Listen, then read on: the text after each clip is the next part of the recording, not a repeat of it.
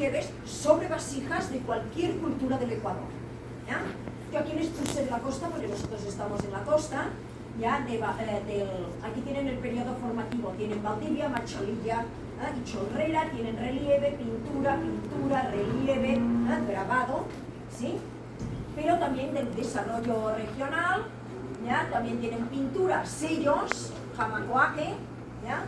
O del periodo de integración tienen Manteño Huancavilca y Milagro Quevedo, ¿ya? Este es hermoso, es un sello, es un pelícano. ¿Cómo? No, esto en Ecuador, ya antes de la llegada de los españoles, las esculturas antes de la llegada de los españoles. O sea, sería el equivalente en Ecuador de lo que en Europa hemos visto de Mesopotamia, Egipto, Grecia, Roma y Edad Media, ¿ya? Mientras en Europa había desde Mesopotamia hasta Edad Media, en Ecuador había esto, ¿sí? En Guayaquil en concreto, cuidado, porque eso es un error que suele ser muy habitual y creo que en los mismos colegios y escuelas no se enseña bien, por lo que he visto con mi hija. Ya, Guayaquil no era Manteño Huancavilca, ¿ya? Manteño es Manaví, Huancavilca es Santa Elena y Guayaquil era Milagro Quevedo. ¿De acuerdo? ¿Sí? Entonces, esto es Manaví, esto es Santa Elena, esto es Guayaquil. ¿Ya? Estos son vasijas de brujo y aquí sí, ¿no? Juegan con el relieve, con el grabado, ¿no? Y con el relieve, ¿sí? Ahora, ¿qué pasa en Ecuador en la época de la colonia? La época de la colonia es cuando ya llegan los españoles, ¿ya? Por lo tanto sería equivalente al capítulo 2, desde el Renacimiento. A ver, la colonia hay una particularidad que me imagino que tampoco conocen, porque de bien seguro tampoco les explicaron en la escuela y tampoco les explicaron en el colegio. Ya, sobre todo si vienen de fiscales. Ya, la época colonial en Ecuador y en América Latina en general no equivale solamente a la época moderna o al periodo barroco, renacimiento y barroco europeo. En América Latina se extendió hasta mediados del siglo XIX. Es decir, el siglo XIX en Europa ya no estamos en el barroco. ¿Ya? En el siglo XIX, ¿qué tenemos? Romanticismo y neoclasicismo y modernismo. ¿Ya? En América Latina, ustedes aún estaban en el barroco. Primera mitad del XIX. ¿Sí? Aquí no se le llama barroco, aquí se le llama colonia. Época colonial, arte colonial. Decirle barroco a la escuela quiteña suena raro. ¿Ya? El término que normalmente se utiliza es que la escuela quiteña es arte colonial, pero es lo mismo que decir barroco. Lo que pasa es que en Europa se le llama barroco y aquí se adoptó el término colonial porque es el arte barroco de la época de la colonia. ¿No? ¿Okay? Entonces acá tienen, tienen una crónica escrita y dibujada a mano de los primeros conquistadores, ¿ya? Tienen una imitación de la imprenta de Gutenberg en Novol, ¿ya? En Novol, el dueño de Novol, acuérdense que les expliqué, ¿ya? Que hizo reproducir una imprenta de Gutenberg. Tienen la marca de la estampería quiteña, que es la estampería quiteña fue uno de los primeros negocios de impresión que hubo en Quito en la época de la colonia, es más o menos del siglo XVIII, ¿ya? Era una imprenta, le llamaban la estampería quiteña porque el principio de la imprenta es imprimir, y imprimir es estampar, ¿no? Por eso recibe el nombre de estampería quiteña. Desapareció y gracias a un dinero que dio España hace unos 30 años se recuperó. Lo último que supe es que lo habían pasado del casco antiguo de Quito a la zona de la Mariscal. No sé si aún está vigente o no, no les podría decir, le perdí el rastro ya a la estampería. ¿Sí? Esto actuaría como una marca de impresor, como la marca de la estampería quiteña. ¿Qué más? Tienen la portada de un libro del siglo XVIII.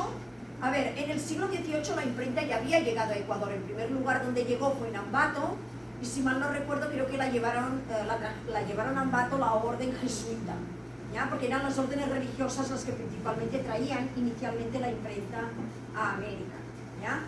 Pero eso no dejó de que llegaban libros de España también a América, como es este caso, ¿sí? Acá tienen una Biblia que tampoco se imprimió en América, sino que fue traída desde España, pero una particularidad: no todos los grabados y todos los libros que llegaban de Europa llegaban de España. Les voy a explicar una anécdota. Bueno, ya no es anécdota porque hay papers sobre esto, ¿ya? Para pintar los cuadros coloniales, la escuela quiteña utilizaba grabados, copiaba de grabados. Ponían un grabado aquí y empezaban a pintar reinterpretando el grabado, ¿sí? ¿Okay? O redibujaban el grabado y después a partir del dibujo pintaban, ¿ya? Esos grabados no siempre eran españoles, muy a menudo eran flamencos, es decir, del lugar donde hablé que había la imprenta de Plantain, ¿sí? De esa zona, y en menor grado de Italia, también llegaban grabados de Italia, ¿ya? ¿Qué más? Aquí tenemos cartografía en la ciudad nueva de Guayaquil. Recuerden que la cartografía también entra dentro del mundo del diseño gráfico. Acá tenemos un dibujo que realizaron los españoles la primera vez que llegaron a las costas de la península de Santa Elena y que quedaron maravillados con las balsas de los manteño-huancavilcas navegando, ¿sí? ¿Qué les llamó la atención de las balsas?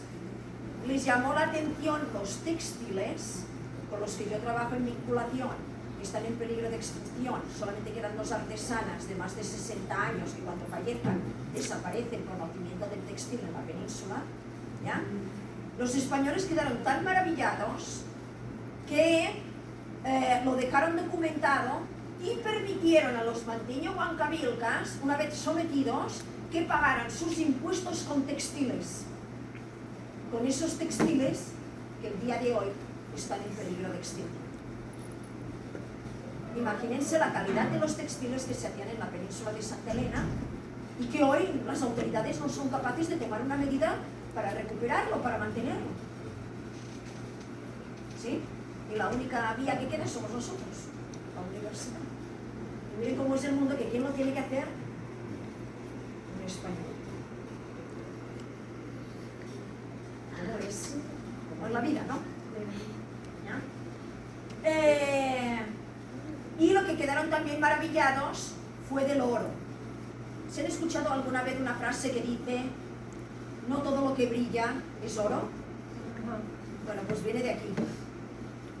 Cuando los españoles cogen todo el oro, la plata, el platino y se lo llevan a España, ¿no? Al principio se lo llevan porque ven que todo brilla, ¿ya? Pero se llevan un chasco pues los españoles cuando llegan a España. ¿Por qué? Porque todo lo que brilla no es oro, porque era tumbaga. Y me dirán, ¿y eso qué es, verdad?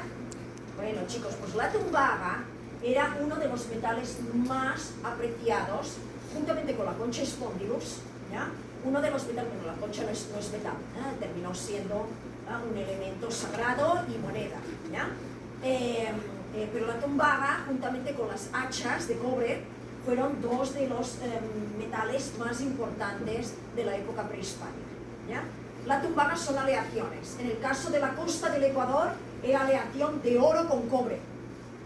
En el caso del Perú creo que era aleación de oro con bronce. Y en el caso de Colombia creo que era oro con platino, ¿sí? Depende de la aleación, el resultado es un color o el otro, pero el que engañaba era la tumbaga. Porque ¿de qué color es el cobre? Es como un tono verdecito si ya tiene tiempo. Si está, no, claro, si está oxidado. Pero el color natural es como un anaranjado, ya dorado anaranjado. Cuando tú lo mezclas con el oro, el resultado que te da es un tono de color ligeramente más bajito, pero parece oro, ¿sí? Entonces, claro, los españoles cuando se lo llevan dicen, ¡wow! ¡Es oro, es oro, es oro! Mira, aleación de oro con cobre. Y de ahí salió la frase que no todo lo que brilla es oro. ¿Por qué? Porque es tumba. ¿De acuerdo? Evidentemente el valor bajaba en picado porque no tenía el mismo valor el cobre que el oro, ¿no? No era lo mismo unos aretes totalmente de oro que unos aretes, ¿no?, de oro con blanco. ¿Sí? ¿Ok? Por eso decían, también nos han engañado, ¿ok? Porque no conocían de la aleación propia. Ya. Ahora estamos trabajando eso, los niños, trabajamos la tumbaga el día viernes con los niños en la península. No la fundimos ni nada, pero sí que la explicamos como les estoy explicando a ustedes. ¿Sí? Hoy en día es una aleación que se utiliza muy poco. Lo que se utiliza es más el cobre puro, ¿no? Todos los cables de internet, etcétera, es de cobre. Ese cable amarillo que te dicen no toques porque si se rompe ya no tienes internet, es cobre. ¿No? Bueno, ¿qué más les puedo explicar? Y ya lo último, Roura Oxandaverro. Roura Oxandaverro fue un ilustrador y grabador guayaco del siglo XIX, de padre catalán. Roura es un apellido catalán, significa robles, ¿ya? Y Oxandaverro, un apellido larguísimo, es vasco. Los padres eran españoles, migraron acá, ya, y él, pues básicamente creció allá como mis hijos, ¿no? Algo muy parecido a mis hijos, porque yo soy híbrido, ¿no? Mis hijos tienen padres híbridos. En este caso eran de padres españoles. Creo que en Alborada tiene una calle, Roura Oxandaverro. Y lo que es interesante es que siempre que vean una ilustración o un grabado del siglo XIX en algún museo, es Roura Oxandaverro. ¿Cómo lo van a distinguir? Siempre que aparezca dibujado o grabado ríos, casas de cañas, canoas, balsas, ¿ya? El Roura Oxandaverro, porque él nomás representó el paisaje costero, ¿no? Especialmente de Guayas y Santa Elena, especial. Algo de los ríos también, ¿ya? Especial. Bueno, ¿y qué pasó en el resto de América? Bueno, en México, en cambio, a diferencia de Ecuador, en lugar de grabado era más pintura, ¿ya? Pictogramas en cuevas, la escritura maya y la escritura azteca, ¿ya? Los códices mayas y aztecas, como antecedente, como capítulo 1, y como capítulo 2, pues México es el primer lugar donde llega la imprenta, uno de los primeros países donde llega la imprenta española, ya a través de la figura de Juan de Zumárraga, que fue uno de los primeros, en el siglo XVI, uno de los primeros impresores que asientan una imprenta en América. Aquí tienen algunos, este de aquí es de Juan de Zumárraga. ¿Ya? Pregunto, a ver, esto de aquí, ¿qué es esto de aquí? Pregunta de examen. Lo vimos el lunes. ¿Qué es esto? Filigranas. 18. ¿Quién realiza filigranas en el 18? Bingham. ¿De dónde viene la filigrana de Bingham del 18? Del 16, Palatino y Arrighi, que le salió en el examen. Le salió Palatino en el examen. ¿Ya? ¿Esto de aquí qué es? ¿Es marginalia barroca o es marginalia rococó? ¿Ya? Pero fíjense que tiene una decoración, el anagrama de Cristo en el interior que vimos en la Edad Media. ¿Ya? ¿Qué más? Esto de aquí, triángulo invertido, esta diagramación, ¿de quién es? Si era curvo era de Garamond, si era recto, Albus Manutius, primera imprenta italiana. ¿Ya? Eso es lo que tienen que dibujar, ¿sí? Y, no, esta es la de Juan de Zumárraga, perdón, esta es. ¿Ya? Acá también tienen marginalias, pero hechas con reglas al estilo de esto de aquí. Esto de aquí de Barbú, son estas reglas que Barbú pues imprimió en uno de sus manuales. Con estas reglas se podían hacer las marginalias guapas. Originalmente eran dibujadas a mano y con el paso del tiempo las tallan en madera y con el paso del tiempo pues las graban en cobre, ¿sí? Y cuando arman el texto en una galera pues los colocan alrededor y ya tienen ahí su marginal. Venezuela, igual. igual que Ecuador, grabado, a diferencia de México. Venezuela y Argentina, ya la imprenta llega muy tarde. ¿Por qué llega muy tarde? Porque llega en la creación de los estados-nación latinoamericanos en el siglo XIX. ¿Ya? ¿Y por qué llega tarde? Porque los españoles no dejaban desembarcar la imprenta de los barcos en plena guerra de independencia. ¿Por qué? Porque los españoles se dan cuenta que la imprenta puede divulgar ideología política y podría provocar, si la dejan desembarcar, ¿ya? Podría provocar que mucha gente ya se adheriera a la causa de los criollos americanos, que son los que armaron el relajo, ganaron, y hoy en día pues Venezuela es Venezuela, Ecuador es Ecuador, Perú es Perú y no es España. ¿Sí?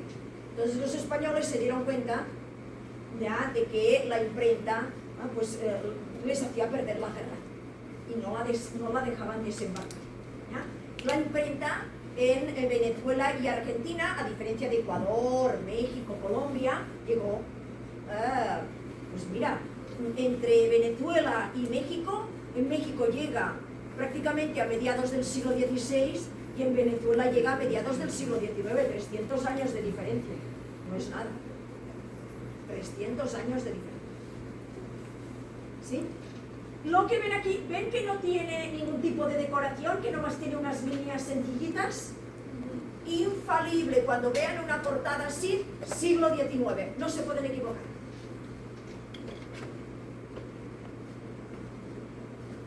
Esto es 19, esto es 18.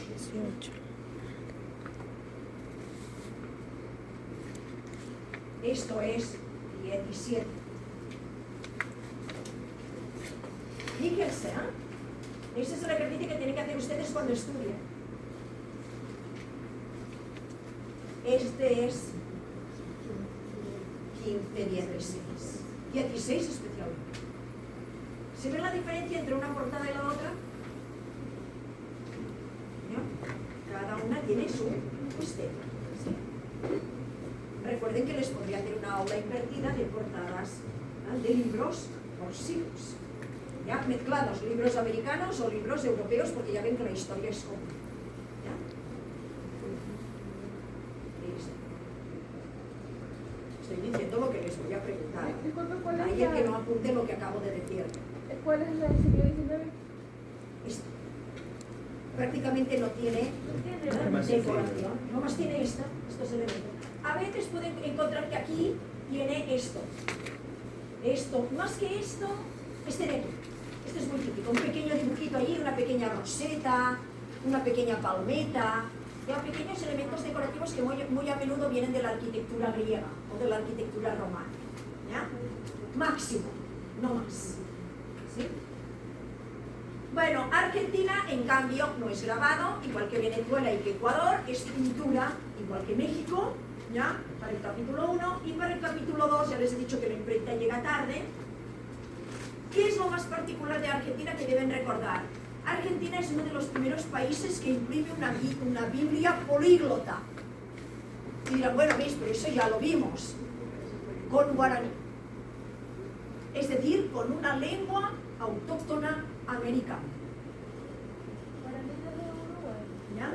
El guaraní es de la zona de Uruguay, Paraguay, parte de Argentina, esa zona. ¿Ya? ¿Okay? Esa es la novedad, es una Biblia del siglo XVIII. Y la otra novedad es que en Argentina es uno de los primeros países que se imprimen periódicos. Pero el periódico ya es especialmente del siglo XIX, por lo tanto con eso voy adelantando el capítulo 3. ¿Sí? Entonces lo que tiene el telégrafo mercantil ya tiene reminiscencias del título, ¿verdad?, de un periódico. Listo, con el periódico